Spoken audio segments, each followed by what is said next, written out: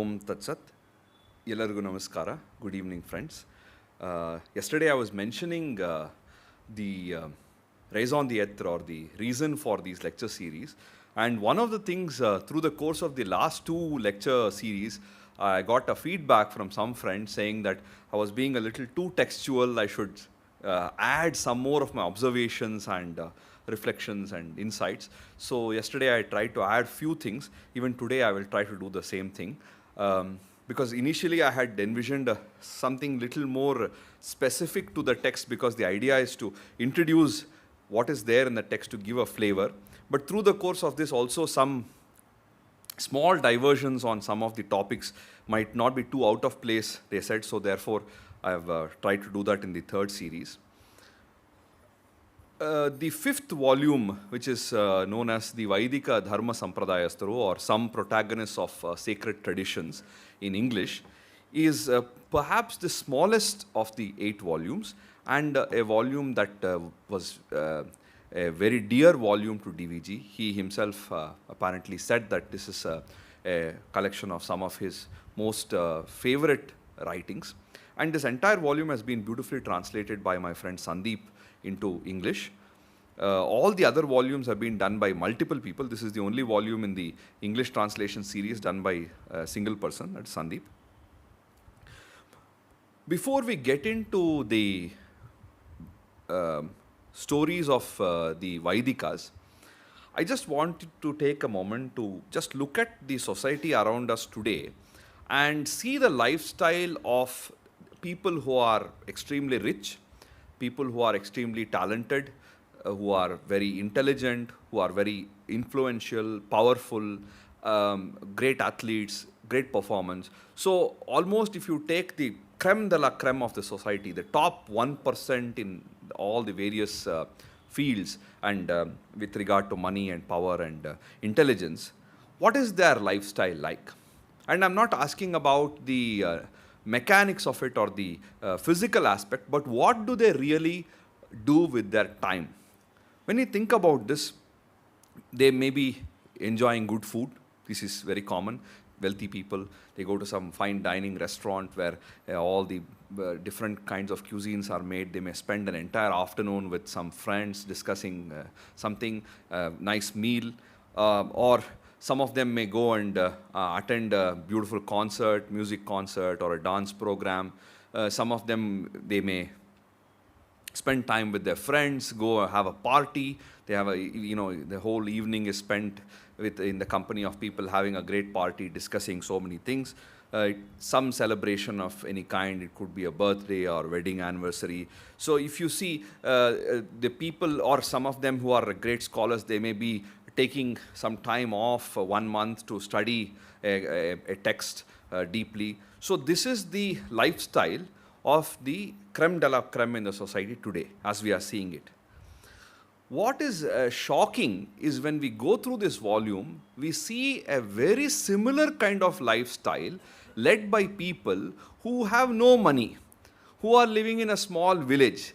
They are having extraordinary kind of food. They are meeting friends often. They are just taking an excuse for celebrating some festival. Somebody does a Phalahara Puja, somebody does, if a person wants to start Ramayana Parana, there is a big celebration. So at they need an excuse to come together and celebrate. The mechanics may be different. The nuts and bolts of it may be different. Somebody may be sitting in a 5-star hotel and having a Vietnamese cuisine and sipping a red wine. Here there may be having some ambode and majige holi and having some other kind of food. But the spirit of celebration, the spirit of spending time with friends, this what we see in the elite today was done by so many people in the past who did not have the so-called means for it. This should give us an idea of how easy it is to actually lead a high quality life with very little. It is a remarkable observation. Another observation that one would make if they go through this volume is that life was not easy for anybody. Today there is a tendency for maybe the last 100 years, there is a tendency especially of some social justice warriors and communist and leftist thinkers to blame everything on something called Brahmin hegemony or some oppression and things like that. But when we go through this volume, this is just a an experience of spread over maybe 20-30 years of one great author. It's not a survey done in some place. It is one data point, but still it suffices to give us a beautiful picture of a village, Mudabaglo, which is near Bangalore, and how the people lived there. And it was not easy for any community, whether it was a Brahmana community, whether it was Gokhale. He talks about so many different Varnas and Jatis in this book. It was not an easy life. But everybody had certain kind of larger awareness to be happy and contented. This is what we see.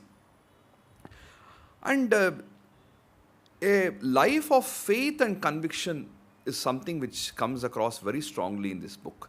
And with this kind of a faith and conviction, life becomes so much easier because you are not worrying about too many things at once. We also observe in this volume the harmonious coexistence of people of various Varnas. Not even a single instance in all these volumes we find where there is some systemic hatred between two communities in the Hindu fold. And DVG is a very perceptive writer who has observed people from the lowest to the highest. He used to interact so many times with the common folk. At the same time, he knew the divans and the who's who of the academic circles and the political circles. So he had a wide range of experience, and yet we hardly find an instance where there is a systemic hatred. There may be individual jealousies and rivalries, which is very common, but systemically a sort of hatred for some community we don't see, with the only exception of the Prajamitra Mandali, where there is a systemic, they are established based on an anti-Brahmin sentiment. But otherwise, in the generality of the public, in fact, it is my experience even today that the common man does not have a hatred towards any community in a larger sense. They may have scuffles, independent quarrels, but they have a general regard for all communities. Only when it comes to marriage, which is when they start looking at which community, which sub-community and so forth. But in general, there is a regard for everybody. It is only a small percentage of people who are having certain ideology, whether it's communism or whatever, who are trying to show this divisiveness in a very enlarged way. This is something, a recurring theme which I will come to as I discuss some of these volumes. So like I said, when you look at the top of the field today and what they are doing, we see Vaidika Brahmanas, which is the focus of this book, leading a very similar kind of lifestyle, although their earnings are so meager that never stop them from enjoying life.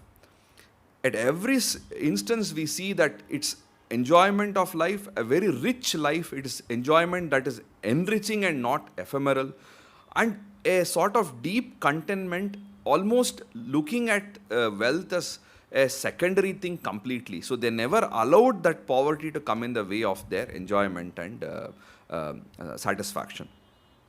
So this is a short introductory thing I would like to say about this volume. DVG himself has written a very short, beautiful introduction in the Arike, where he says these pages are an attempt to bring to notice some facets of the life and lifestyle of a fast disappearing branch of our society. Now, this is in the early 70s he has written this, and it's also probably true today to some extent. However, there is also a sort of revival in some pockets, which I am very happy to say that people are going back to try to lead this lifestyle. And I'm not talking about, again, people who are going to study Veda or learning in a Vedic Patashala. That is one part of it that is also happening. But there are people who are going back to the village, who are going back to simple lifestyle despite having money and trying to recreate that kind of ambience of their ancestors. And DVG writes, excuse me, the chief characteristic of that societal facet was to discern and experience a life of opulence amidst poverty. This is very rare. Leading a life of opulence amidst poverty. And this opulence cannot be captured by the calculations of any bank, he writes. That wealth does not lend itself to money and gold. It is the wealth of the soul, the inner Atman. These people had forgotten their paucity of outward riches in the contentment of their inner wealth. Such a beautiful sentence, such a beautiful phrase. So almost many times we use the phrase simple living and high thinking. That is exemplified in the characters who DVG talks about. Now, right in the beginning, DVG brings our notice to the Christian padres who came to our country from outside with a view to convert the people. So, when you want to convert somebody to your side, first you have to try and convince the other person that what you are following right now is useless. Only then will you buy. Even if you are somebody selling a toothpaste or a soap or a nail polish, whatever product, whatever you are using is useless. This is the right one. If you are not using it, then you are missing out something huge, you start using it. So this is the kind of, if somebody is an atheist, then they will say you need religion. If you are already following a religion or a Hindu or a Sikh or whatever, they say your religion is not good, you need our religion which is the right one. So this is the nature of proselytization. So it was natural for them to look at these practices and give it some labels to show that it is something subpar. So they mocked dharma, they called paurohitya as priestcraft, and all the sacred traditions what has been continued for thousands and thousands of years, they labeled it as superstition. And even today you see, right, it's so easy, if the moment you have the media in your hand, you can give some label to anybody can be labeled anything. So a 50-year-old person can be labeled a youth leader. A person who is working day and night in the border for the protection of the country can be labeled as a cruel guy. A person who is actually a terrorist can be called a freedom fighter, because it's all a question of how you present it and what context you give it. However, DVG says there is another perspective apart from calling these highly educated people as foolish people and looking down at the traditions and looking at our traditional Vedic values as useless, there is another perspective to look at this. And that is, society has immensely benefited from the Vaidika Brahmanas. This, he says, is a brief substance of the volume. And when we look at the lifestyle of the Vedikas, in fact, Dr. Ganesh was mentioning this in a detailed way once in a conversation, that to follow this lifestyle is very hard. To wake up at 4 in the morning, to do all the ritualistic practices, to teach so many students free of cost, and to do Agnihotra, whatever, it's also hard work. And so easily people like D.D. Kosambi write that this group of people, Brahmins or Hindus, are a leisure class. He has written in his critique of Bhagavad Gita. They are a leisure class. If you look at this life, it is not a life of leisure. It is a life of leisure in a positive sense, but it is not a life of lethargy or laziness, because they are active all throughout the day, yet they enjoyed moments of leisure, no doubt, but it is a very hard life. So just like somebody will not disagree when I say a software engineer who's sitting in front of a computer working 12 hours a day, he is also working very hard. He is not wasting his time. Somebody who is a farmer and is tilling the land also is working hard. So when we say, when we look at the lifestyle of the Vaidika Brahmanas, clearly it is a lot of hard work is involved, and not everyone can do this. This is another very, very important thing. Because it requires a certain level of detachment, it requires a certain level of commitment. You don't get anything by doing this, except for some respect from the society. What did they get? For so many years, they lived very, very humble life.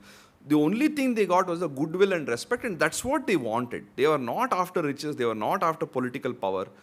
In fact, people have spurned riches. We know starting from Tyagaraja, we know the story. So many times they didn't want the riches. Even today, serious professors will not want to be the HOD. They would rather be a professor, and they love teaching, they love research, they don't want these administrative things. So just because somebody is the HOD does not mean he's the senior most. Even today, so many times we see this. So it is not very easy to have this level of detachment and this kind of satisfaction. So therefore, whenever we see this kind of criticism from our great leftists and social justice warriors, one has to look at this volume, go through it sincerely, and automatically one will get the answer. If somebody is intelligent and honest, then they don't need any third qualification. That is enough. You just have to go through the right material. The very first chapter of this book, which is titled The Lifestyle of the Vaidikas, DVG starts talking about Bharatiya Samskriti and the existence of a unique way of life called Bharatiya Samskriti. The word Samskriti is translated into English as way of life, way of living, and some of the aspects of Samskriti are: what is the chief goal of life? What are the methods that human beings adopt in order to achieve these goals of life? What is a special quality in the life of someone who attains refinement by following these methods? These are the sort of questions that are asked when we talk about Samskriti and Samskara. We call this a path of life. The moment we say path, that means the path will also have some sort of a goal. And through this journey, there are certain expectations before we reach the goal. DVG writes, all these are included under the word culture. There are several cultures and civilizations which differ in many aspects. We know very well that in some aspects, all human beings are same, whether it is food and clothing, sleep, emotions, the basic needs and wants. It is pretty much the same. There is no difference. But every country, every culture has slight differences in mental attitude, in cultural impulses, and this that DVG talks about. The commonalities of different cultures is the one which helps us create a contact, and the uniqueness in the culture is what makes one culture valuable to the other. If both the cultures are identical, then there is no need for us to interact because we are the same. Or we will not gain much from interacting with somebody who knows exactly, if somebody is there who knows exactly whatever I know, what will I talk with that person? Whereas if there is something in common, I know Kannada, he also knows Kannada, I have studied a certain subject, he has studied a totally different subject, we have a common language of communication and we have something to offer to one another. Then it becomes a meaningful conversation, something useful. So it is the uniqueness that makes it valuable, and it is the commonality that helps us connect. This is what DVG says. And when we talk about the uniqueness of the lifestyle in different cultures, he talks about what are the key features of Bharatiya Samskriti. What makes us Indians? What is the Indianness of Indians? This is a very beautiful question, and very nicely he discusses. Naturally, in physical bodily life, Indians also, like everybody else, they are also hungry, they are also thirsty, they also suffer pain if somebody pinches them, blood will flow if a thorn pricks them, they will laugh when they are happy, they will cry when they are sad. This is all the same. But there is a difference in the attitude of ultimate spirituality in every worldly business. So whatever worldly actions are being done, there is a flavor of spirituality, a desire for spiritual peace amidst the mundane impulses. Whatever we do, there is some, like including, for example, the famous mathematician Ramanujan, he said the equation means nothing to me unless it expresses a thought of God. Einstein said, I want to know the thoughts of God, the rest are all details. So like this, if you see in Indian, what is Indianness, is that there is certain kind of spirituality in every activity. And there are a lot of clamor and distraction and everything, but trying to find spiritual peace amidst that. Then also attitude of purity in all earthly bonds. So we have relationship with the family, with friends, with the colleagues, all the people. Certain kind of purity. He says these are the features. And as usual, the three attributes that were regarded as the highest goals of life: a view of inner wellness, a sense of looking beyond the outward traits, and purity. These are the three highest goals as seen by the Indians. And enjoying wealth amidst poverty, remaining tranquil amidst commotion, laboring towards hygiene amidst squalor. This is Indianness. So beautifully, it's almost like a Bhagavad Gita, some of the things he has captured in one paragraph. That's why I find whenever we go through any volume of Jnapaka-chitra-shaale, in addition to the emotionally rich episodes, in addition to the history, the cultural history of old Mysore and the social, backdrop of that time, these kind of deep, profound philosophical insights just come flying out of the pages, and it almost gives a sort of theory and practice together every now and then. As and when you're reading, he captures the best of the theory in a nugget, and then over the next course of 20-30 pages, you will see it in action. So, in a way, it is a very comprehensive work that can appeal to any reader. In fact, one of my ancestors used to mention that the Bhagavad Gita is a Sarva Anukula Shastra. There is something in it for everybody. In that sense, even the Jnapaka-chitra-shaale series has something in it for anybody. So we can call it a Sarvanukula Kavya. It is something in it for everybody. So the serenity and contentment and the beauty in a life of simplicity, this is what time and again we see.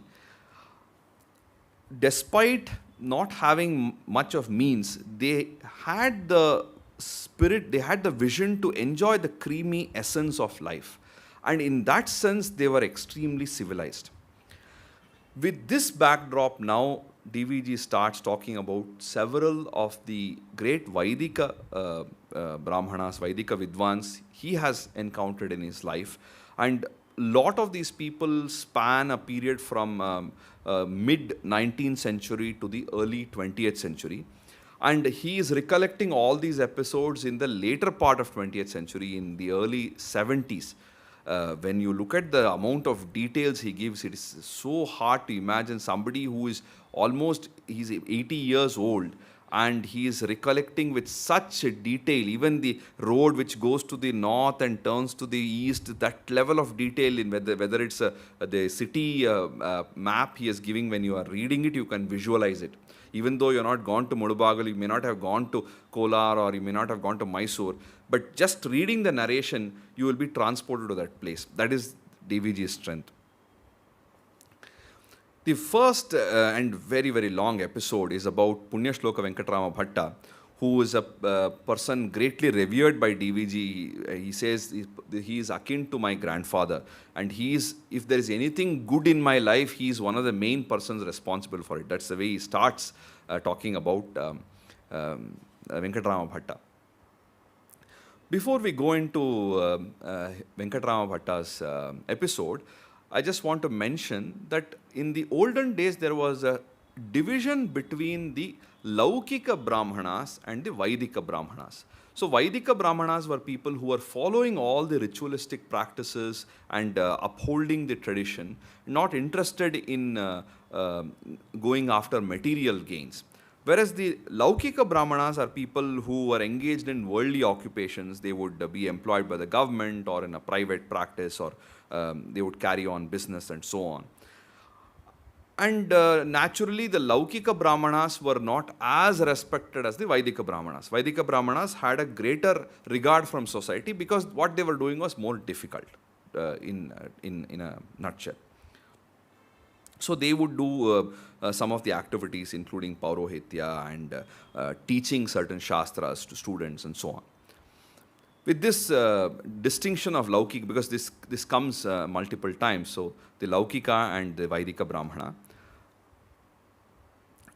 DVG's ancestor, great-grandfather, I think, was also called Gundapa. In fact, he is named after his great-grandfather, who was a Sheikhdar. Sheikhdar is a sort of commissariat officer. Those days, Mysore was also a part of the British rule. During the reign of the Krishnaraja Wadiyar III, it was still part of the British rule, and the soldiers would often march from Bangalore, which is the cantonment region, to Madras, And Mulabagul, which was about 60 miles away from Bangalore, was the first halting point. And there's a kind of a army camp there. So somewhere 1850, the government appointed this Gundapa as the Shekdar to oversee all the arrangements of this movement. And so therefore, this Shekdar Gundapa had to settle in Mulabagala. And he was from this particular subsect called Brahacharana of the Dravida Brahmanas. At that point of time, there was nobody from that community in Mulabagalu. So he had to make friends with one Annam Bhatta, who was a Vaidika Brahmana, but he was from a different community. He was from Mulukanadu Brahmana, and they became friends. And from Gundapa's ancestors itself, people had moved away from the Vaidika to the Laukika. One of the ancestors of Gundapa was Shama Bhatta, who was a Vaidika Brahmana, and he later had to, get into government service, and he became a Shanubhoga, or a village accountant of Hoskote and Bettahalasuru and other places. And for work, he had to tie a turban, which was called a Kore Rumalu or Rumalu. So he was known as Rumalu Shama Bhatta. And therefore, from his generation onwards, more or less everybody were Laukika Brahmanas. And it was almost necessary for Gundapa to befriend Annam Bhatta, because he wanted some guidance and somebody who he can rely on. DVG writes that it appears that compared to the Brahmanas of today, the Brahmanas of that era were steadfastly devoted to tradition and performing of karma. So karma is all the various religious duties and the details of the karma kanda of the Vedas. So Shekdar Gundapa realized the necessity of a Vaidika, and he befriended Annam Bhatta. Here, the manner in which how Shekdar Gundapa comes and settles in Mulabagalu seeks the friendship of Annam Bhatta, and what follows is beautifully said in one paragraph by DVG. He says their homes were facing each other's, so they are living in opposite houses. Annam Bhatta's house was far older than Shekdar Gundapa's house. As the years rolled by, the two houses, instead of being two separate homes, became two branches of the same family. That was the extent of the thick bond of mutual friendship and affection. Whether it was a celebration of a festival or the drudgery of routine life, the two families were deemed as one. A portion of the food cooked here was shared there, and vice versa. So this was the kind of intimate relationship that developed over the years. So Annam Bhatta was somebody DVG had not seen, but he knew Venkatram Bhatta, who was already 60 years when DVG remembers seeing him. And he had two elder sisters who were widows, and they were like Madi Hengasuru. They were relying on traditional practices, and they used to live there. Venkatram Bhatta was a very, very important person in the village for many reasons. The one reason was because everybody would come to him to request him to fix a auspicious muhurta for weddings. So they will come and ask, they will they will show the horoscope, and they will say you should identify the right muhurta. So there was some formula that he had. If this person was Ashwini Nakshatra or Bharani Nakshatra, what is the next step? Then there is a symbol associated with every nakshatra, some symbolic animal, and DVG says, my nakshatra is Mula, therefore I am associated with dog. A bride whose nakshatra is associated with a mouse will be suitable for this. So this kind of, some formula was applied, and a date was given. Now, Venkatrama Bhatta's widowed sisters also became so good at this, just by observing what he was doing, that they also learned the formula. And when Venkatrama Bhatta was not at home, anybody comes asking for some auspicious time, they would themselves do the math and say, okay, this is the auspicious time, and they will fix the wedding rituals. Not only does that, these two widows were also very, very thorough with Vedas. It is generally a belief that women should not learn Veda. And they also were, they believed in that, and they were strictly following it. However, when some student would come to Venkatrama Bhatta's house and be reciting the Veda, if there is some mistake in one of the swaras, they will shout from inside the kitchen or somewhere, hey, there is something wrong, repeat that again. I will tell my brother once he comes back to work with you on that particular passage. My tongue should not recite Veda, that's why I can't correct you, but you are making a mistake. So you just listen to yourself and get it corrected. So this is the sort of sharpness they had. In fact, even today in many of our homes, our mothers and grandmothers are very thorough because they will be listening to Vedic recitation all the time. In fact, even I remember very well when after my Upanayana, when I used to do the Sandhya Vandana, if there was a mistake, my mother will say, you are not saying it correctly, do that again. Although she has never said this mantra in her life, she doesn't know, but she knows that something is wrong. So it was a very common thing in those days that they were aware of this. But DVG recording this shows that they had particular sharpness in identifying mistakes. So DVG writes about Venkatrama Bhatta's family and the Paurohitya and also the expanse of a beautiful house. Then he talks about another royal Purohita, Subha Bhatta. Subha Bhatta's house had a beautiful veranda outside, like a place where every evening people will gather. So his grandfather's younger brother Ramanna was a chief of that gathering. So different people would come there from different walks of life, and they would discuss, literature, philosophy, Puranas, politics, whatever it is. It is a wonderful chit chat in the evening.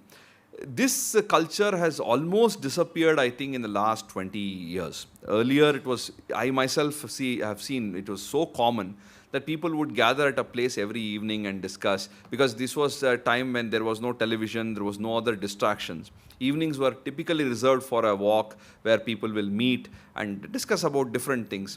And now, if at all you see this, is only people who are retired or who are going for an evening walk or something like that. But here, this was a practice of people who are having careers, who are in the prime of their youth, meeting and discussing about different things, which is so enriching, and everybody craves for it. If they given the opportunity, people crave to have a discussion about some serious topic. But the busy lifestyle doesn't allow for it. When we see this kind of episodes from Jnapaka-chitra-shaale, we feel that despite not having anything, they are having so much more richer life than what we have today, although we have so much of material prosperity. Always there will be 3 or 4 disciples in Venkatrama Bhatta's house. People would come from neighboring villages, and since he was such a great scholar, whether it is ritual procedures, so people who want to become Purohitas in the future, you would teach them Jyotisha, Dharma Shastra, Sanskrit literature, and you would teach them the portions of Samhita, Brahmana, Aranyaka of the Krishna Yajurveda, because he is a Krishna Yajurvedi. And his house was renowned for Anadhana. That's why the name like Annam Bhatta, Annapurna, all these names can be seen, because they were doing Anadhana. And as you very well know, Anadhana is a traditional practice which has held our society in such a good standing, because there was a belief that nobody will go hungry. Whatever happens, you may not have money, but you will not go hungry, because of the great Anadhana conducted by so many people. Even today, many of the temples conduct Anadhana. And even like a midday meal scheme has been taken over by ISKCON. They are giving so much of free food for children, which is probably not seen in any other culture to this extent. We see this even in the Sikh langars. We see it in other communities as well, in the Jains and of course in the Hindus. But Sikh langar. But I don't know whether this kind of practice is widely practiced in other cultures.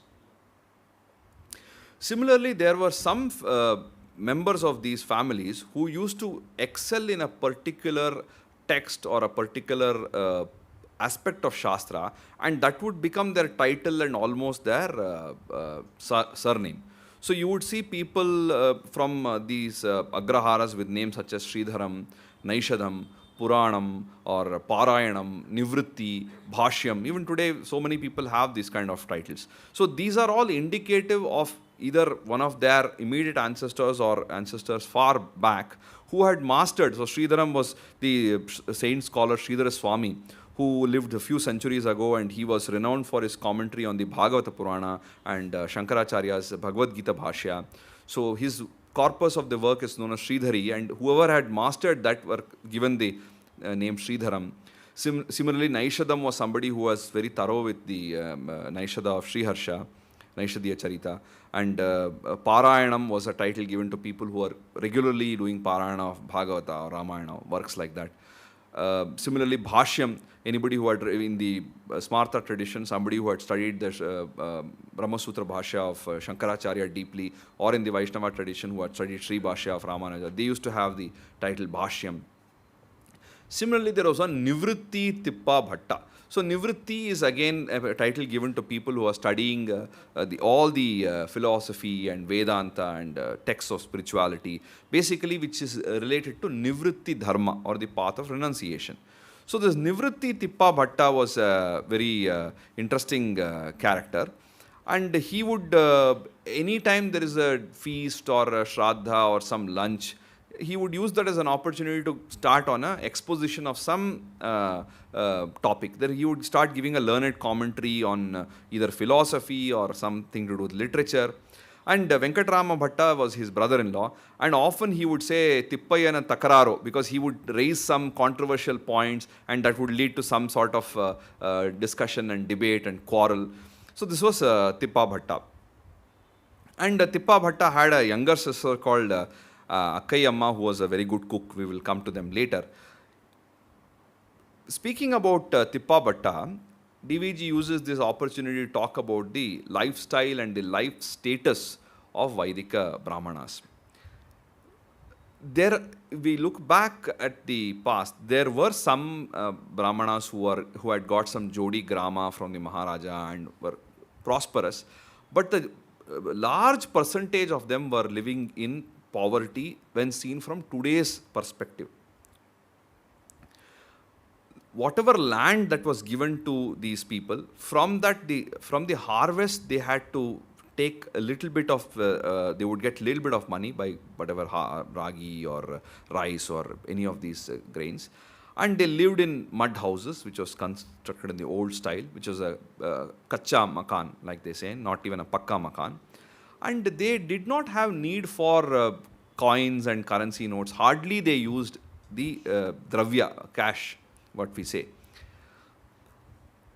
Then DVG talks about the earnings of Tippa Bhatta. He gives a detailed earning. So Saturday he would leave at 4 in the afternoon and go to the Anjana Swami Devasthana, and they would get some dakshina, or they would earn some dana because of some charity done.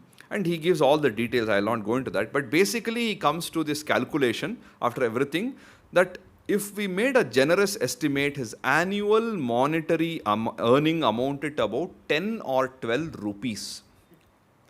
12 rupees, 1 rupee a month, annual.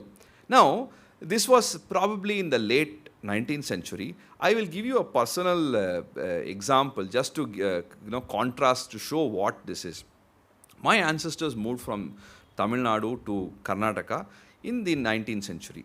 So my grandfather's grandfather got a job in this Bengaluru Municipal Corporation, and he came here. He settled here in the 1860s, and the late 1870s he bought a house. And that house, which even now my parents live, my brother lives there, it was bought for a princely sum of 800 rupees.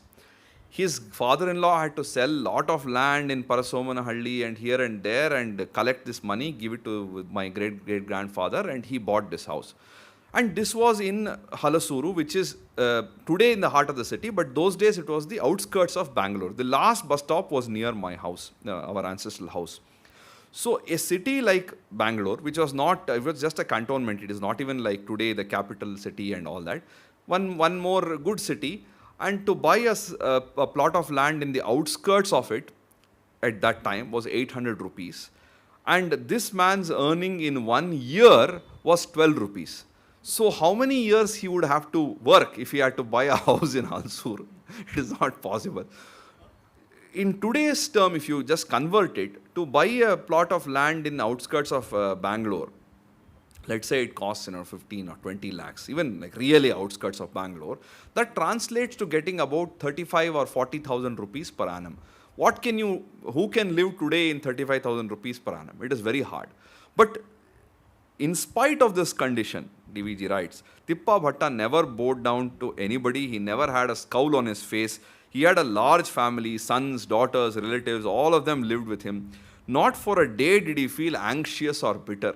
Today, if somebody, some extra tax, some cess ಜಾಸ್ತಿ ಮಾಡಿಬಿಟ್ರು ಅಂದರೆ there is so much of tension. Here he is absolutely not bothered. People those days were innately oblivious to something called poverty. Today, when there is a small dip in the stock market, the person gets a heart attack. All the difficulties, they are leading a happy life because it is something under their control. They realized happiness does not come from outside. DVG moves on to the culinary prowess of Akkaiyamma.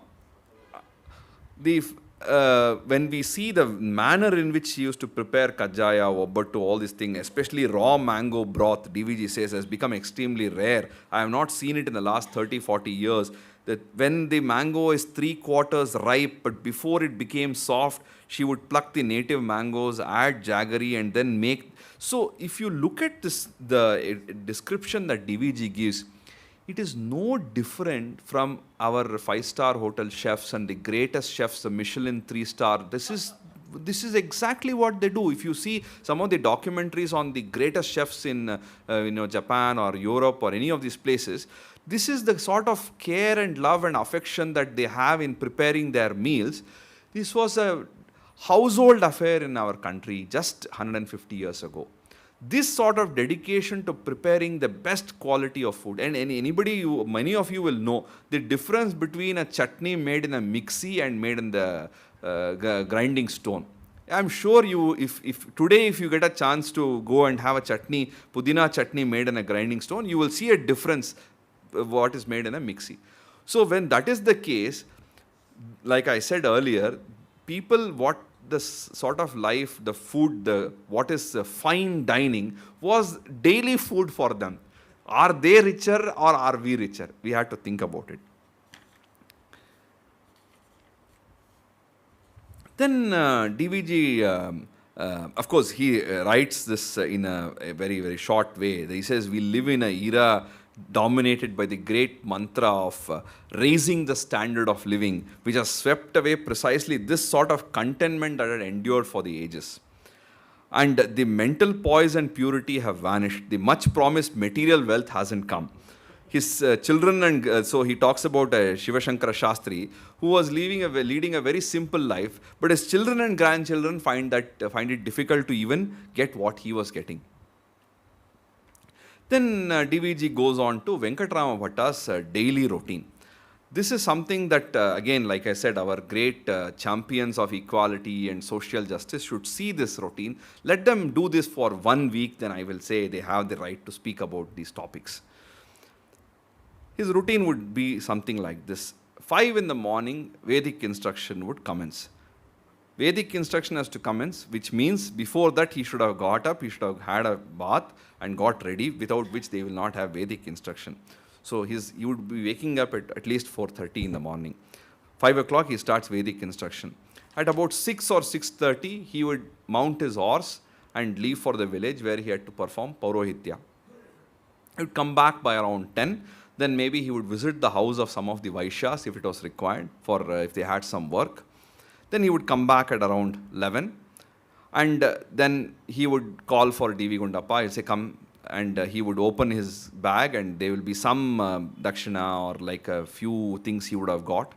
It could be like some grated coconut or some pumpkin, pulses, rice, whatever he would have got, jaggery, banana. All this he would be sent to the kitchen, and there will be some little bit of money which he will keep in what is called the Bodige bank. It was a nook bank. So if you, in the olden houses, is a pillar, and there is a space before the pillar gets attached to the beam. There is a little bit of space on the top, the crown of the pillar. So there will be 4 parts to that pillar, and he would use this like a bank.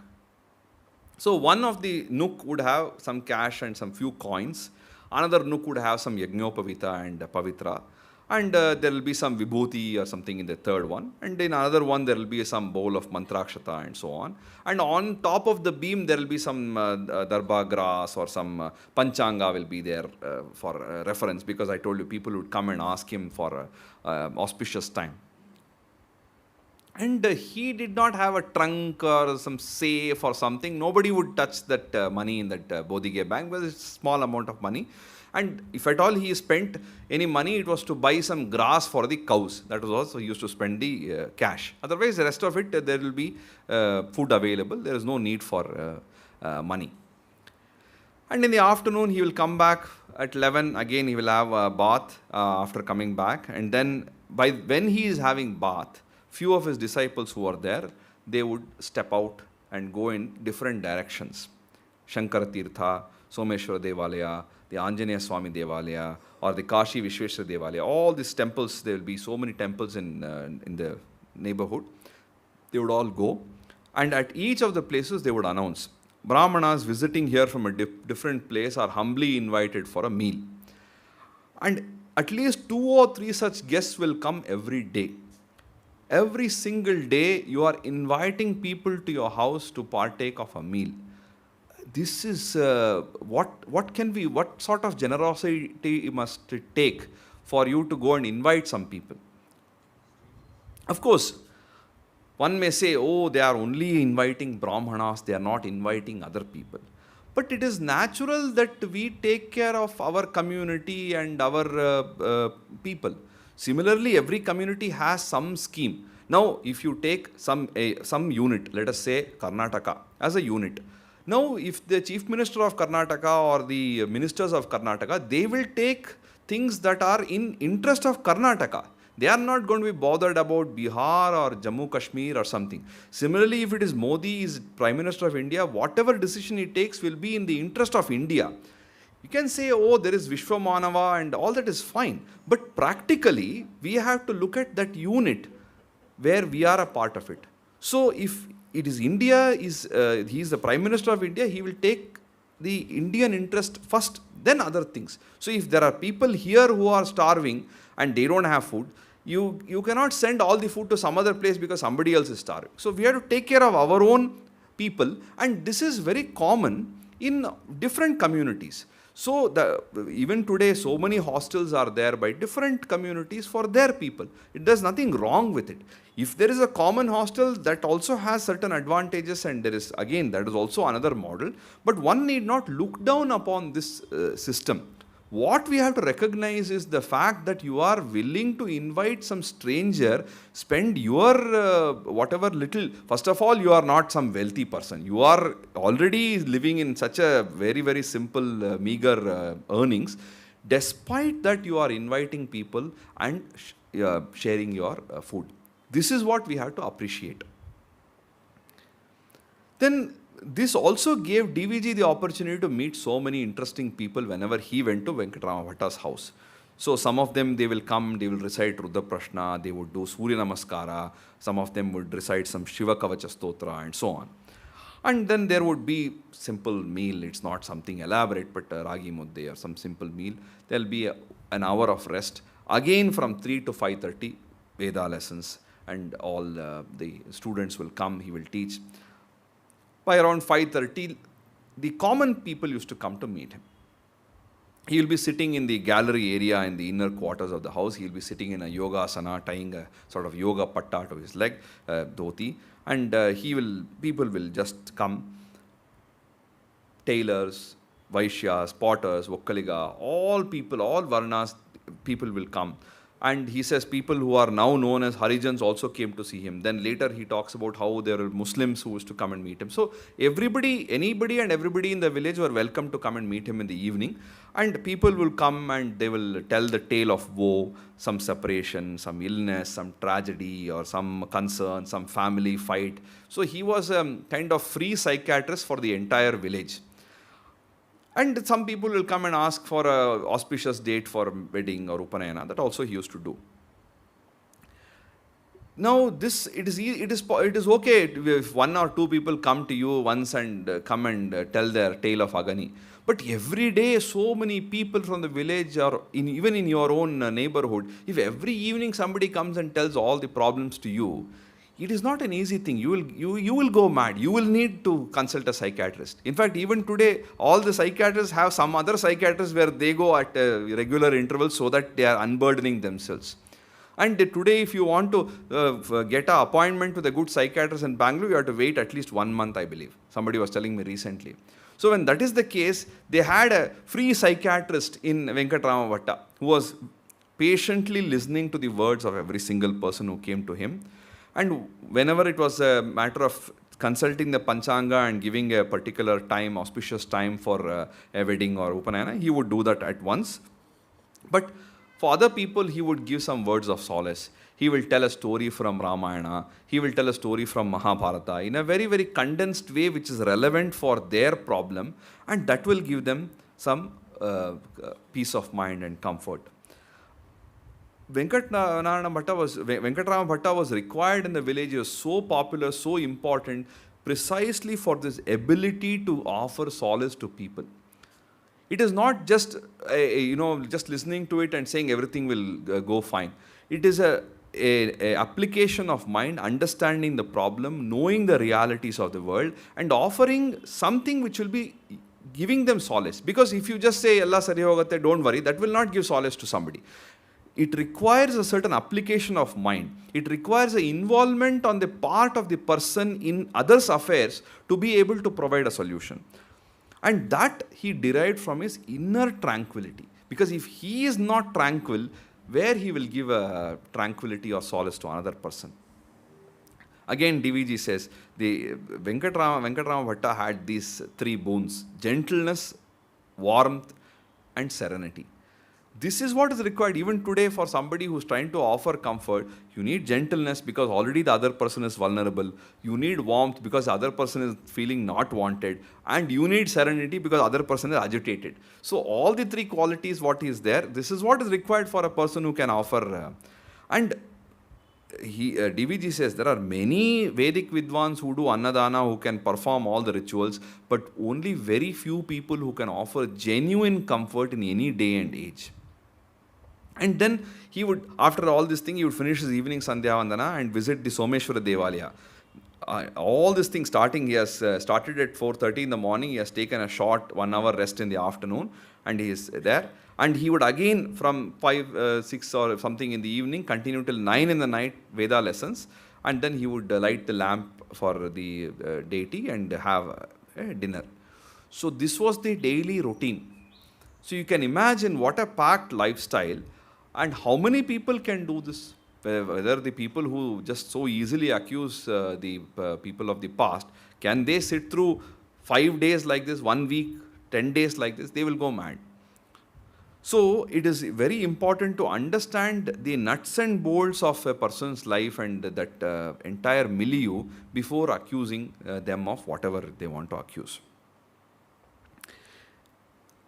DVG then talks about his own Upanayana and how he had a rigorous training under Venkatram Bhatta and how he learnt about it, which is very nice. I would definitely invite you to read these episodes. I'm just trying to focus on the most important because they're so good. It's so hard for me to leave out something. At the same time, the time is always ticking, so we have to take only the what I think is the best at this point of time. So some of the things I definitely will invite you to read. And given that DVG himself was so diffident in speaking about himself and didn't want much to be revealed, the episodes that are specifically about his life and what he has experienced, I'm glossing over and more trying to focus on the other personalities that he has spoken, because I think it's very well established that DVG is a great person and all of you know about it. I'm trying to focus more on the other personalities he has spoken about. There is an interesting episode what happens, of course, even in this instance of his Upanayana. His great uncle Shinappa, he is a very ostentatious guy, and he brings a big horse and decorated with a shawl and all sorts of things. He says, this is for the Vatu who is going to have the Upanayana. And the moment Venkatrama Bhatta sees this, he says, what are you saying? This is the time where this boy has to let go of all these luxuries and focus and prepare for a life of rigorous study. He has to, this is a time for Gurupa Sadhana, which is the serving and worshipping the preceptor and working hard on this. When he goes to a guru's house, he cannot go with all pomp and show. He has to be humble. He has to go with a begging bowl, in a sense, begging for knowledge. This is not right. And also what happens is a troupe of dancers, they say, we will do a small presentation for you. You should allow us. And again, Venkatrama Bhatta, gives a earful to Sinappa, saying, this is the time he is not even allowed to wear perfume or a garland or anything, and you want him to, as soon as it is done, you want to take him to a tafa, like a devadasi for the dance. This is the time of study, we should not be distracted, and you are trying to do completely the opposite.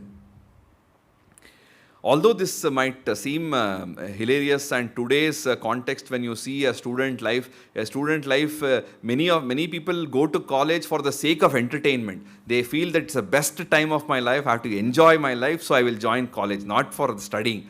Hostel life is very good, enjoyable, therefore I want to go to hostel, not because I can be, away from all the distractions at home and focus on the studies. So, this is very, very important when we look at the educational tradition, that from the age of 7 or 8, at least till the age of 15 or 16, you had to focus and study. That's when you will absorb and learn. And the rest of the life anyway is there for enjoyment, which is what they had believed.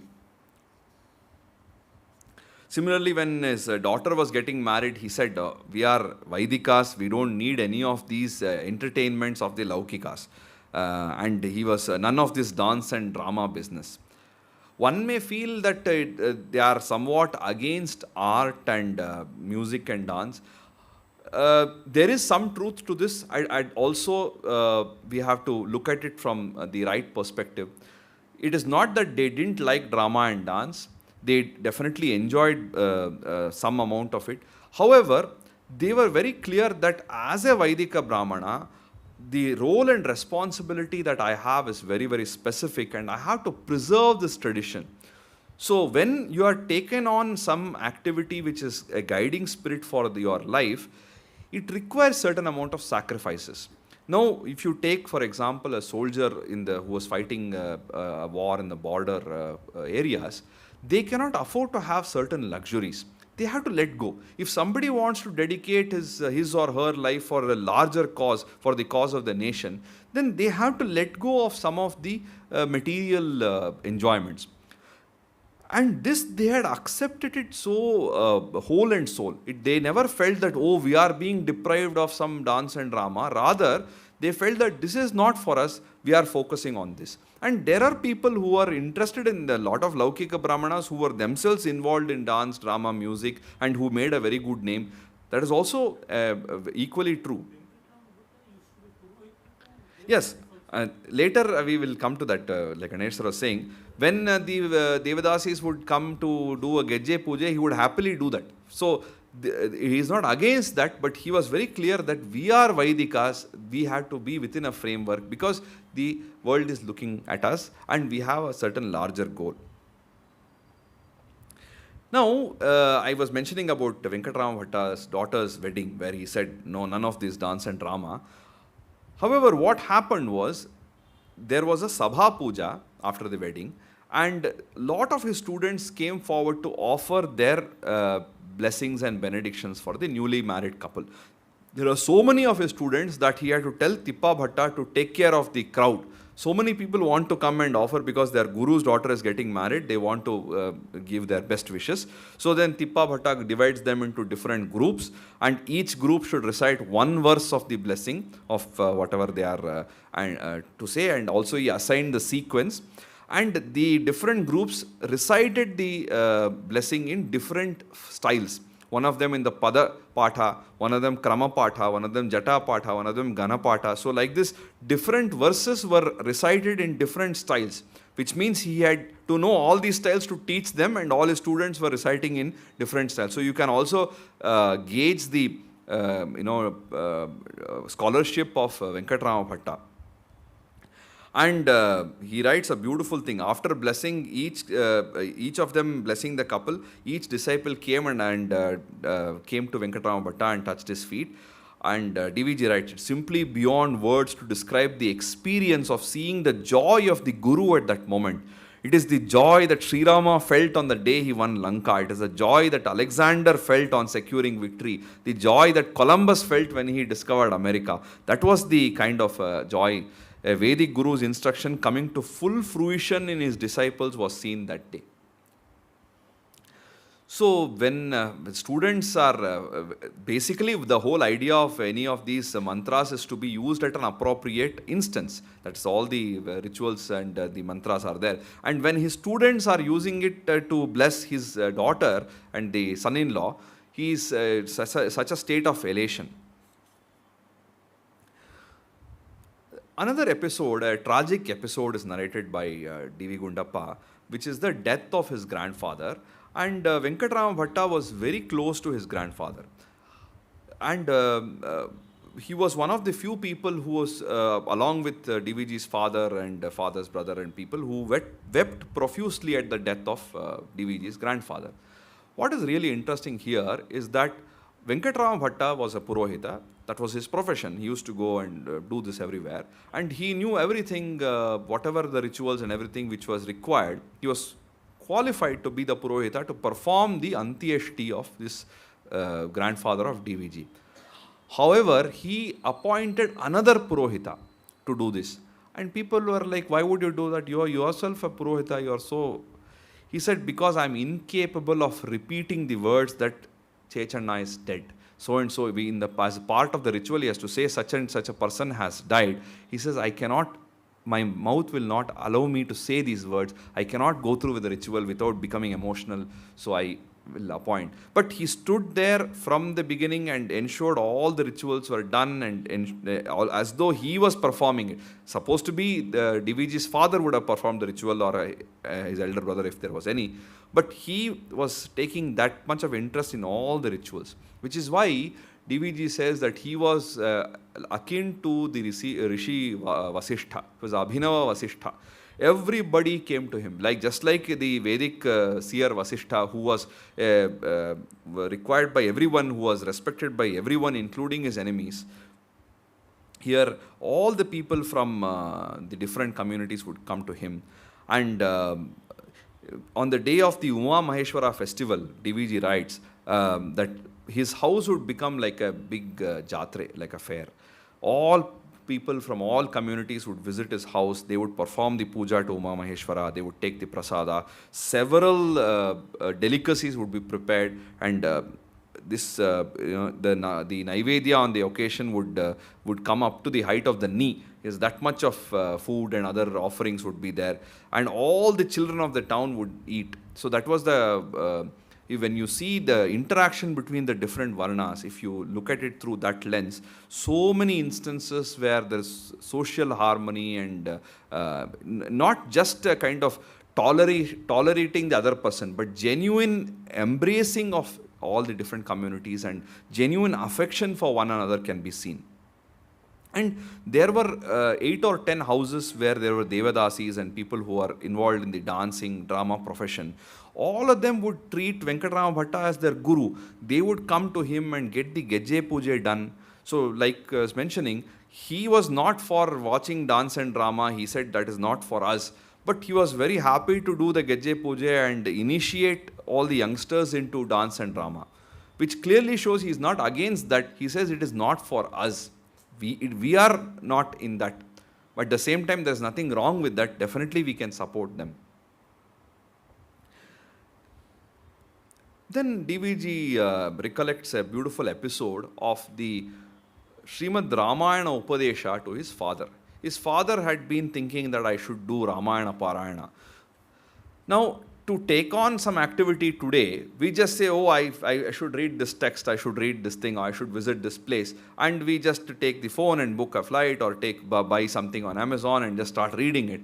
But here, Just for a person to start doing Ramayana Parana, there is such an elaborate affair, and it is so beautiful that after all this ceremony, that person is going to be so careful, he will definitely do Parayana. He will not, he says, so much of effort has gone behind this, I should not leave it. That will be, of course, people may stop at some point of time, but the stakes are so high when this is the sort of detailed preface to the practice of the Parayana.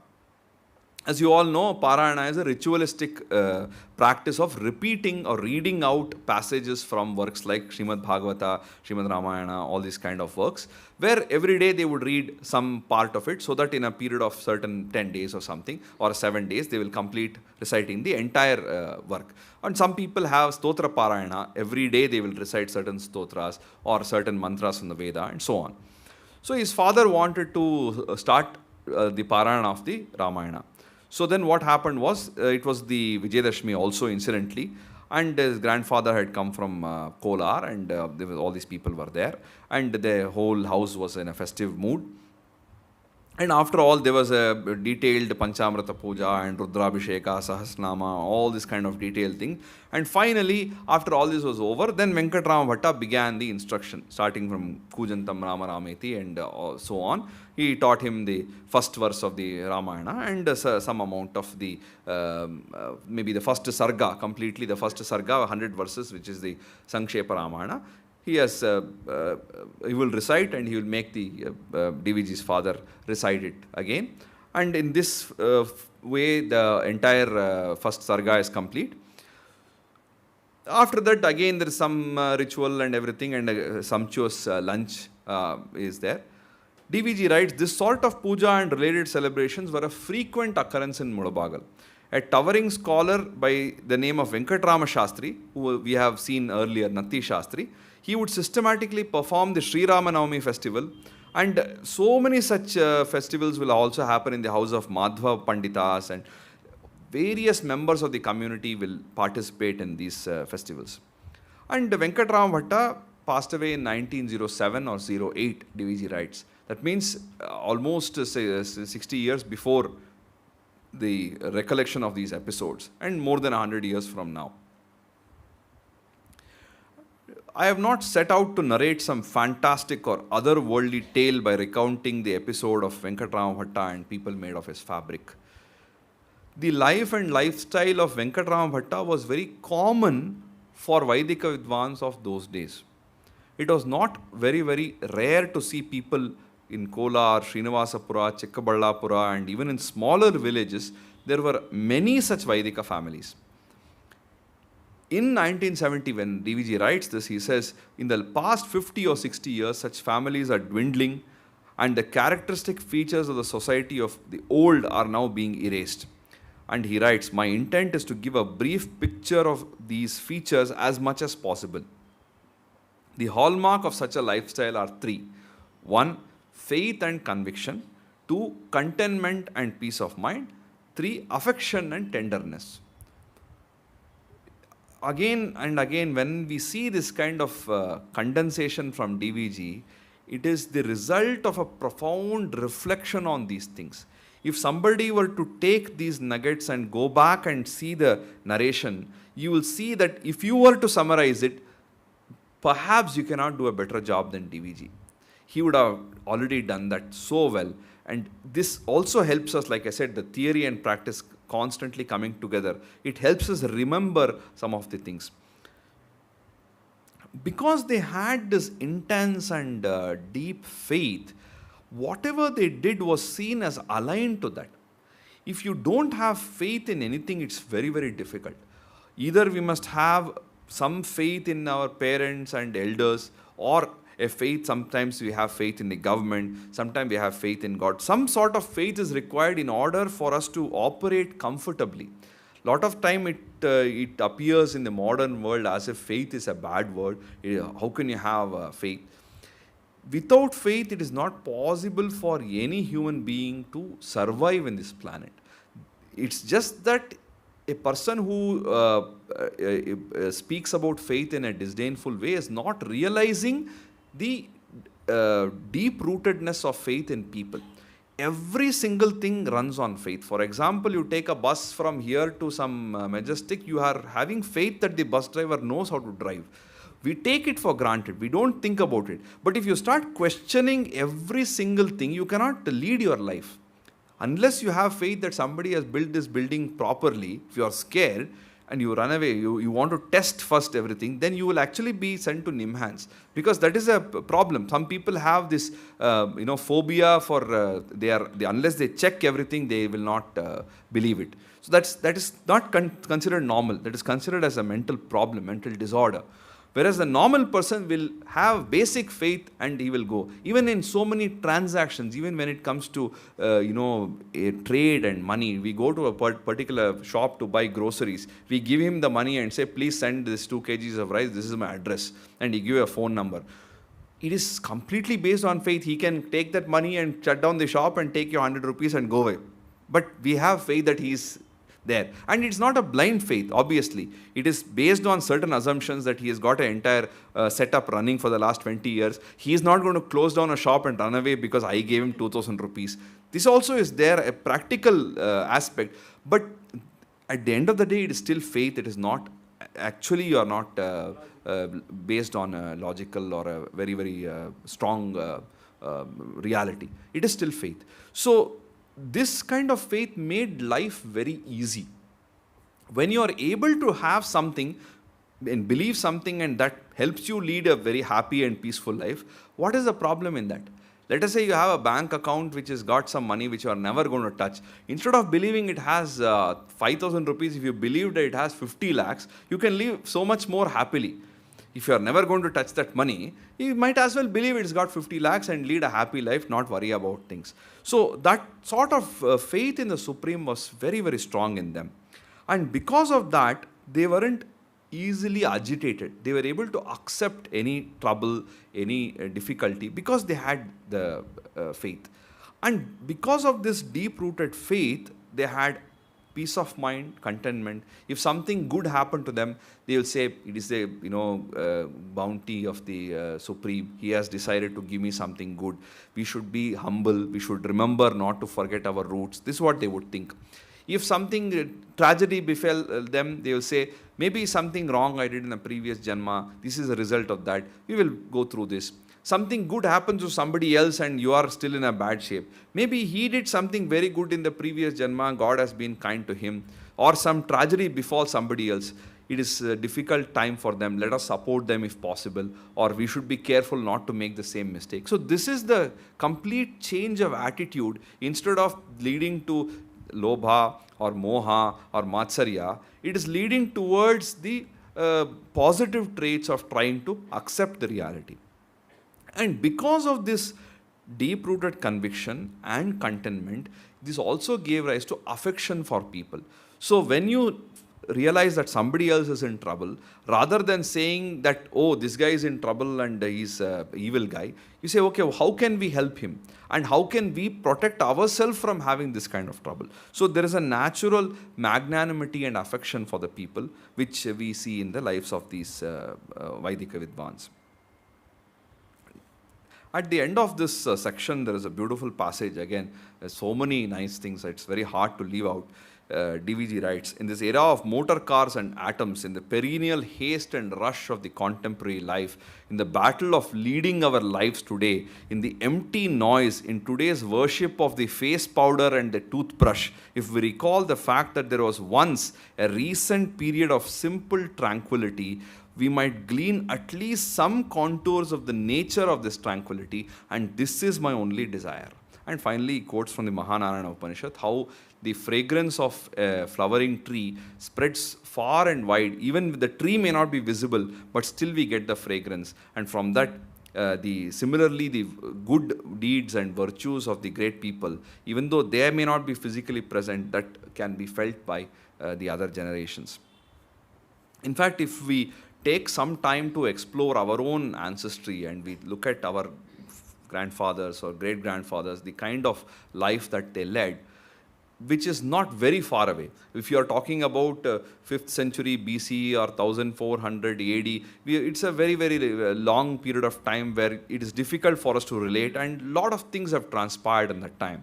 But even in a time, but when we are talking about a recent history, it could be when we were younger, or it could be little earlier than that, when we look at the young age of our parents, or when our grandparents were growing up. When we listen to these stories, we realize that many of them grew up with very little. I remember my grandmother telling me her father, who died sometime in 1955, he lived all his life in one village. All his his entire possessions was to one kurta which he would wear if required. Otherwise, always he will wear angavastra and 2 or 3 dhotis. And always living in that small village near Mysore, and very happy drawing or making some paper mache models, or sketching, or writing something, or just interacting with his friends, going to the temple. Very simple life, just 60, 70 years before my time. So when we look at people like that who are able to lead a happy life with less, always that is difficult, and it is more respected. If somebody needs a lot of things to perform an action, and another person can perform the same action with half that equipment, then naturally he is great.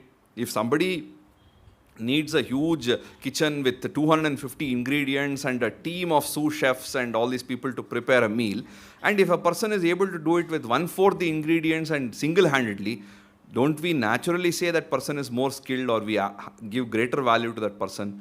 So if you apply the same thing when it comes to happiness, a person who doesn't need anything and is able to be happy has to be given a greater status as compared to somebody who can be happy only if some 23 different things are fulfilled. So when we look at the life of these great Vaidika Vidwans, we see that in many ways they are superior to a lot of other people we come across in our life. So this was the episode, fairly long but very, very interesting episode of Punya Shloka Venkatram Bhatta. Then the next person that DVG talks about is the affectionate Venkatanarana Bhatta. Sometimes these names can be very confusing, a lot of similar sounding words, and it was very common. The set of names those days, I think they were using from a common pool. Today it's a total other extreme. Everybody wants to have a name that has never been heard before, using sounds that are never heard before, which cannot be heard also. So it is at another extreme. Anyway, that aside, we now come to Venkatanarana Bhatta of Mudubagulu, who was a disciple of Venkatrama Bhatta, also related to him. And also, I think, Yajurvedi, like Venkatrama Bhatta. So he had a little bit of stammering, but that never came in the way of his Paurohitya. He was very, very doing well, and he had an interest in music and literature, and he was also a very close friend of DVG's father. Now, DVG's father had a circle of a few friends who were all studying for the higher secondary exam, the Pandit exam, which was conducted by the education department of those days. So all of them would gather in DVG's house and in the big veranda, and they will all discuss things from Sanskrit poetry, and they will be studying. And that was DVG's first exposure to some of these classics. So he talks about Sheshappa from Srinivasapura, Subbaraya from Attikunte, and Kurraya Srinivasaraya. These were the people who were his father's friend. And as they were studying these texts, these also influenced the young D.V. Gundapa. Now, there was one of the days on a full moon night, somewhere around 8 o'clock in the evening. These 3 or 4 students, including DVG's father, they were all there and studying. And they were almost getting ready to sleep because it's 8 o'clock and there are no electric lamps in those days.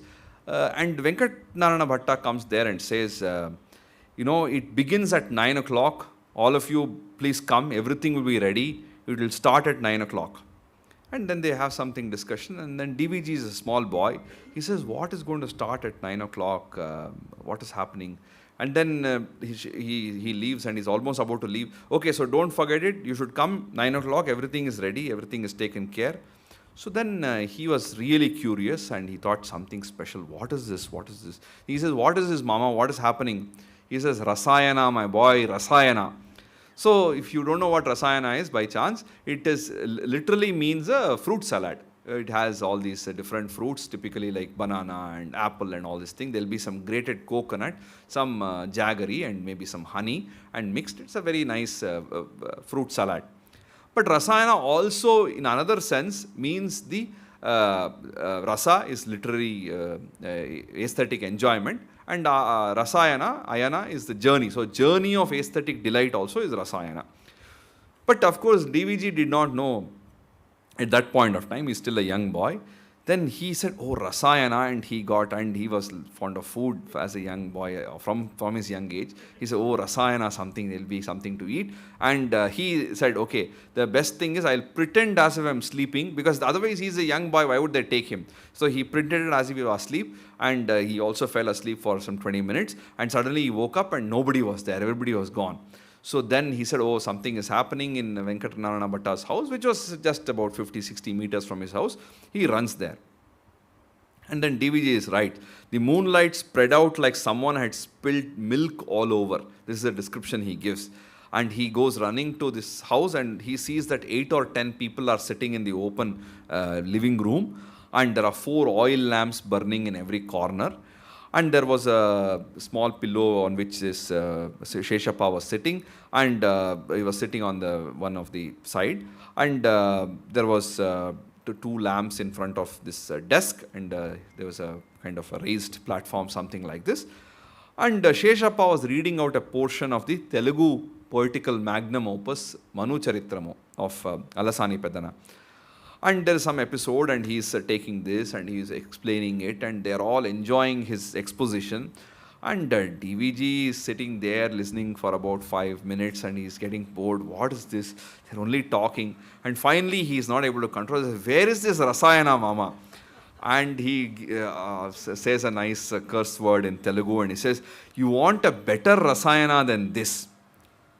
And everybody had a hearty laugh, and many years later, the DVG understands this, the message hidden in Venkatram Bhatta's words. The real story is that there was a lunar eclipse that night. And lunar eclipse was slated to be between 9 and 11.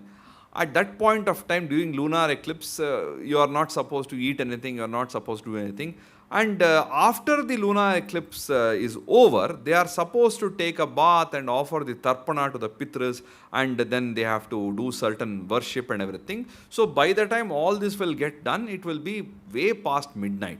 So the manner in which to spend the 2 hours during the eclipse, where you are not supposed to eat anything, do anything, they thought they will do it in this way, using this text as a pretext of having a rasana. So the real rasana is the rasayana of good literature, much more than the fruit salad.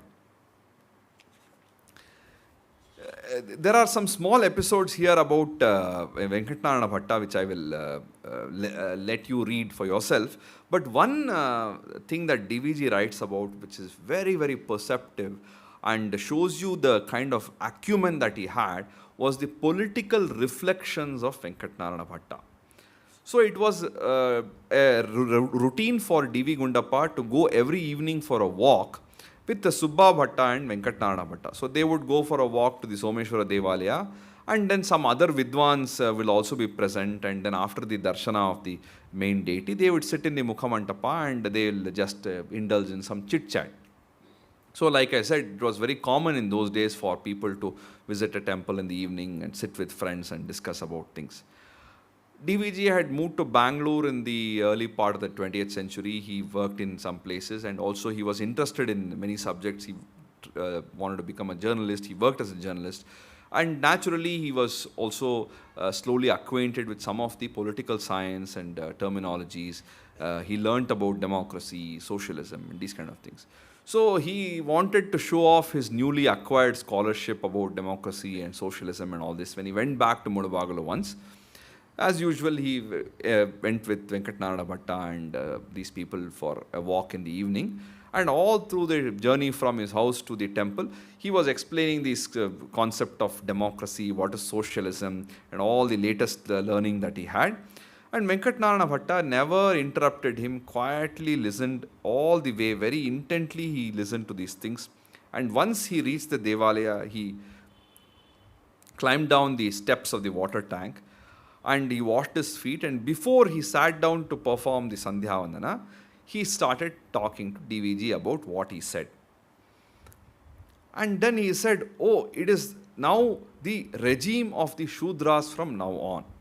So DVG was surprised. He said, what is this?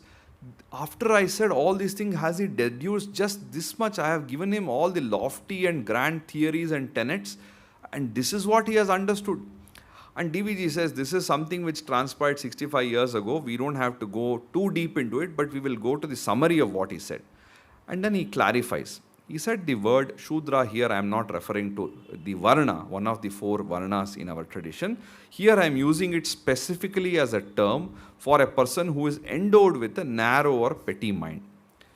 It doesn't matter what Varna a person belongs to. What matters is the character and the conduct of the person should be lofty. It is important that one is broad-minded and magnanimous. Only then they can be a leader. He then says, look at our town, Muniyappa from Totadapalya, or another Muniyappa from Someshwarapalya, Marashetty from this another place, Sonnegowda from Sonnavadi, all these people, even Kashti Haidar Sahib, Haji Madar Sahib, Sayyid Panchami, all these people, none of them are Brahmanas. All these people, he says, will anybody disregard their advice? Everybody respects them. He says, who will object to a country that is ruled by intelligent and respectable people? But what you are saying does not lead to that path. You talk about majorities. You talk about the masses. In any country, is it possible that the majority of the people, the masses, are intelligent and uniformly endowed with a sense of justice and ethics? If that is the case, you don't need a government, because that's how it was in Krita Yuga. Naiva Dando na Dantika. You don't need any system, because everybody is enlightened. If everybody is a great Buddha or Ramana Maharshi, why do you need a government? Why do you need a system? Everybody will be leading a peaceful life.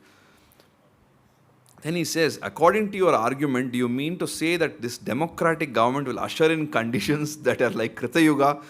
So here, a person who is constantly unhappy and a mind stricken with grief, who thinks, I don't have this, I don't have that, some other guy got this, I was cheated of whatever I should have got. A person who has got this kind of feeling of jealousy and niggardliness, if they become the authorities, if they get to rule the country, the so-called common masses, they will only look after the personal interests. Who will take care of the country? It will become the noise of a rabble.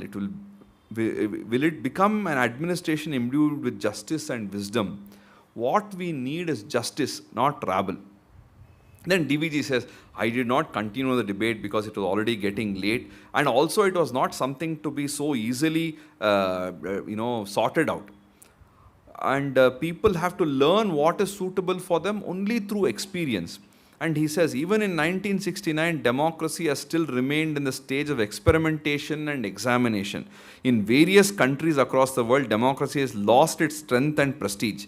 And the answer to Venkatram Bhatta lies in the womb of the future. This is how he ends this episode. Now, when we look at the Divans of Mysore, it is a completely, political history of the old Mysore state, and so many, like I said yesterday, so many aspects of political science come through. This seemingly a totally different realm of human, existence, which is the Vaidika Dharma. Sampradayastharu. Even here there is a connectivity to what he said in the previous work.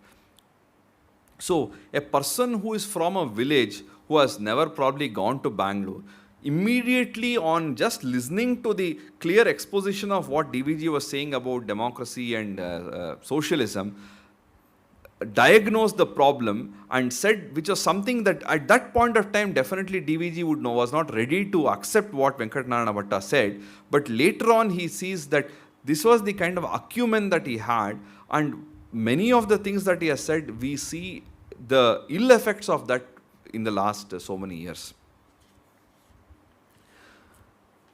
So this was about Venkatram Bhatta. Then there is a small chapter on Purohitas and Pauranikas. Like all of you know, Purohita is a person who officiates any ritual, and Pauranikas are typically traveling bards who tell stories from the Puranas, from the Itihasa, that is Ramayana, Mahabharata, often accompanied by some singing, sometimes even dancing. This is a way of propagating the age-old values enshrined in the Ramayana, Mahabharata and the various Puranas to the generality of the public. First, he talks about Subha Bhatta, who was he came in a lineage of the Raja Purohitas, royal Purohitas, and he was one of the important Brahmana of the Badaganadu subsect. He was a Rigvedi, but he studied Jyotisha and Dharmashastra under Venkatram Bhatta, who was a Yajurvedi. Then similarly, he talks about the different sub-groups of Brahmanas who lived in Mudbaglo. Subha Bhatta lost his father when he was very young, and his father's younger brother, Krishnam Bhatta, was the one who took care of the family. And DVG writes, the man who put his entire life to the grind to ensure a good future for this family was Krishnam Bhatta. Here we see the sort of nature of the joint family system. Sometimes when today we have some life insurance, somebody suddenly dies, we don't know if he's a widow and to be a single mother. It is so difficult to be a single parent. It takes a lot of effort. But in those days, if somebody died or there was some tragedy, the absorption mechanism was so good with the joint family where somebody will take care of another person. Of course, there are pluses and minuses of every system, there is no doubt about it. But when we are looking back at this era, it may be beneficial for us to see what are the positive aspects of it. Now, today, one of the things that often people complain about is that they don't have time to spend with the children, they don't have the quality family time. But those days, life was even harder for people who are working. But they didn't have to worry about the children because there are so many children in the neighborhood, they would be company for each other. You wouldn't have to give special attention to any one child because there would be 20 children playing around. They are their own company. The elder children would help the younger children with some aspects. So there was an entire ecosystem which was more efficient and economical. Today, it is more convenient for individuals, but it is far more expensive as well. Now, Krishnam Bhatta was the uncle of Subha Bhatta who basically raised that family. And again, he would do Paurohitya and earn some money and raise them.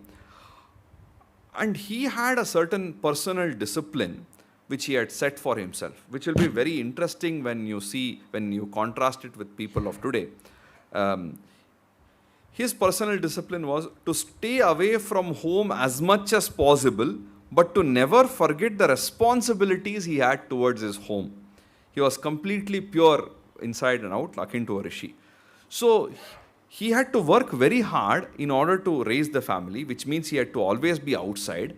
But at the same time, he never forgot his responsibilities for raising the family.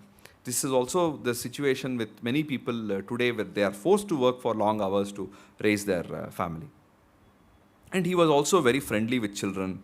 He, in fact, DVG talks about how they used to make fun of him and write a parody poem and make fun of him. And he would, in fact, make corrections to this parody poem saying if there is a letter which is not right, this is the correct way of doing it. So some Kittam Bhatta, Koli Sutta, they would have some fun poem teasing him. Even there, he would make some small correction. If you want to make fun, this is the right chandas and things like that.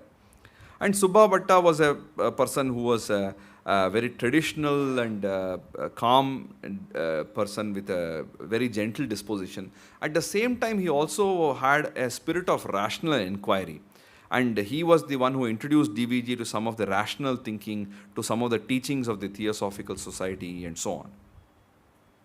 Then he talks about Shama Bhatta, who was a Rigvedi, and who would conduct something called the Phalahara Puja, which is very interesting. Like I said, you don't need much to have a great time. So this Phalahara Puja would take place in his house on every Dwadashi, which means twice a month, once in a fortnight. And 10 or 15 Brahmanas would be present. Then there will be elaborate Veda Ghosha, and it will go on till about 2 in the afternoon. And then there will be 4 types of avalaki, which is avalakki, and then there will be laddu and sandige and rasayana, kosambri, a lot of delicacies. So after all this, then they will nicely partake of the meal, and then they would say, Srirama is now content. Then when they used to, all the Brahmanas used to leave, Shama Bhatta's wife would tell DVG, you sit down, you can have one more round, because he was such a, connoisseur of good food. So he would get another round of food. Then he talks about one Hebbani Ramachandra Shastri, who was used to visit Mudabagal and stay with DVG, their family, every now and then. He would narrate a lot of stories from Ramayana, Mahabharata. And DVG says, he has given me immense joy by narrating the stories and upakhyanas. And some of the tales that he narrated from the Mahabharata supplied extraordinary mental strength during turbulent times in my own life. So the value of studying the epic is at the one level, it is for entertainment, enjoyment. It is so thrilling to read the story. Just if you take the Mahabharata, Ramayana as a work of literature, as a work of fiction also, it is so thrilling to read it.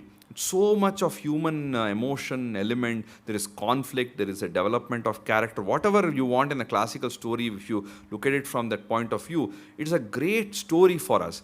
But at a deeper level, there's so much of enrichment that happens when we go back to it and look at the ways in which the great characters dealt with the problems and try to apply it with our lives. We get so much of valuable insights from the epics, and that's what DVG talks about from the stories of Ramchandra Shastri.